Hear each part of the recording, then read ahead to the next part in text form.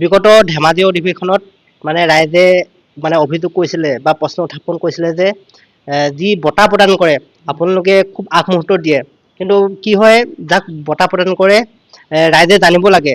সেয়েহেতু কি হয় আপোনালোকে কমেও 15-20 দিনৰ আগত মানে বঁটাটো প্ৰদান কৰিলে ভাল। আহি থকা দিনবোৰ যাতে আপোনাক কৈছে সাহিত্য বা সেইটো কাম কৰে, অকমান অভিমতটো দিয়ক। আমি সোণাৰুল সাহিত্য সভাই যিখন দ্বিতীয় দ্বিবাৰ্ষিক ধেমাজি অধিৱেশন অনুষ্ঠিত কৰিছিলোঁ, সেই অধিৱেশনৰ প্ৰাক মুহূৰ্তত আমি আলোচনা কৰিলোঁ যে আমাৰ কেইটামান বঁটা আমি প্ৰদান কৰিব লাগিব। তাৰ ভিতৰত আমাৰ সোণোৱাল কছাৰী সাহিত্যিক বঁটা আৰু যুৱ বঁটা আৰু এটা মেধাৱী বঁটা আমি দিয়াৰ কথা ভাবিছিলোঁ, কিন্তু মেধাৱী বঁটাৰ নামাকৰণটো আমি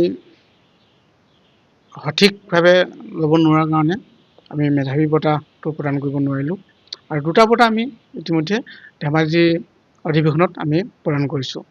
আৰু সাহিত্যিক বঁটা হিচাপে আমি আমাৰ নিৰ্বাচিত কৰা হ'ল আমাৰ যিখন সমিতি আছিলে, সোণোৱাল কছাৰী সাহিত্য সভাই এখন সমিতি গঠন কৰিছে। সমিতিখনে আমাৰ জ্যেষ্ঠ সাহিত্যিকৰ পৰা এটা লিষ্ট ঠিক কৰি লৈছে তেখেতলোকে, যে কোনজন ব্যক্তি সাহিত্য অৱদান বেছি জাতিটোলৈ, তেনেকুৱা এটা লিষ্ট তৈয়াৰ কৰি তাৰ ভিতৰত আমাৰ জ্যেষ্ঠ হিচাপে কিৰণময় শইকীয়া তেখেতৰ নামটো মনোনীত কৰিলে।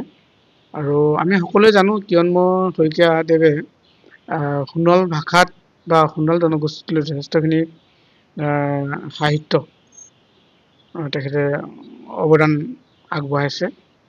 আৰু সেই মৰ্মে নিশ্চয় সেই সমিতিখনে আমাৰ যিখন বঁটা প্ৰদান সমিতি আছে উপসমিতি, উপসমিতিখনে তেখেতক নিৰ্বাচিত কৰিলে। আৰু যুৱ বঁটা আমি প্ৰদান কৰাৰ ক্ষেত্ৰতো সেই সমিতিখনে এটা 40 বছৰ অনূৰ্ধ্ব এটা লিষ্ট ঠিক কৰিলে। তেতিয়া আমাৰ সাহিত্য দিশত বিশেষ অৱদান থকা আমাৰ কল্পজিৎ সোণোৱালৰ নামটো আনিলে। এই ক্ষেত্ৰত আমি বিশেষ সোণোৱাল কছাৰী সাহিত্য বা কেন্দ্ৰীয় সমিতিয়ে আমি বিশেষ আগভাগ লোৱা নাই। এখন যিহেতু উপসমিতি আমি তাতে নিৰ্বাচন কৰি দিলোঁ, উপসমিতিখনে চালি জাৰি চাই কল্পজিৎ সোণোৱালক মানে মনোনীত কৰিলে। আৰু আমি এইটো এটা বিজ্ঞাপন আকাৰে আমি দিব লাগিছিল যদিও যিখন আমাৰ উপসমিতি আছিলে তেখেতে সময় অলপ খুব কম হোৱাৰ কাৰণে তেখেতলোকে নিৰ্বাচনযোগে কৰিলে, এটা পেনেল বনাই পিনে তেখেতলোকে উপযুক্ততাৰ ভিত্তিত নিৰ্বাচন কৰিলে। পৰৱৰ্তী সময়ত নিশ্চয় আমি এই কামখিনি আমি বহুলভাৱে আগবঢ়াই নিব লাগিব। আৰু আমি কৈছোঁৱে যে সোণোৱাল কছাৰী সাহিত্য সভা শিশু অৱস্থাত আছে। আমি যথেষ্টখিনি অভিজ্ঞতা আমি এতিয়াও আমি লাভ কৰিবলৈ বাকী আছে। আমি পৰ্যায়ক্ৰমে আমি যিখিনি আমি আখুৱাক ৰৈ গৈছে, এইটো আমি আখুৱাক বুলি ক'ব বিচৰা নাই, কিন্তু আমি বহুত অভিজ্ঞতা লাভ কৰিবলৈ আমি গৈ আছোঁ। আৰু এটা সমন্বয় আমি এটা এই হিচাপতে ক'ব বিচাৰিছোঁ যে আমি অসমৰ জনগোষ্ঠীয় সাহিত্য সভাৰ লগত আমি এটা সমন্বয় বাৰ্তা আমি লৈ আমি কাম কাজ কৰিব বিচাৰিছোঁ। আমি বড়ো সাহিত্য সভা অধিৱেশনত আমি গৈছোঁ, তাৰ পৰা আমি অভিজ্ঞতা লাভ কৰিছোঁ। মিচিং সাহিত্য সভাৰ লগত আমি যোগসূত্ৰ ৰাখিছোঁ।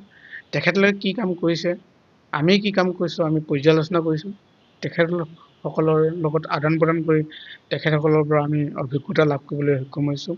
ঠিক সেইদৰে সেইদিনা আমাৰ 28 তাৰিখে দীৰ সাহিত্য সভা বিহপুৰীয়াত যিখন হৈছে, তাতো সোণোৱাল কছাৰী সাহিত্য সভাৰ মাননীয় সভাপতিদেৱে উপস্থিত হৈছিল। তাৰ পৰাও তেখেতে অভিজ্ঞতা লাভ কৰিছে।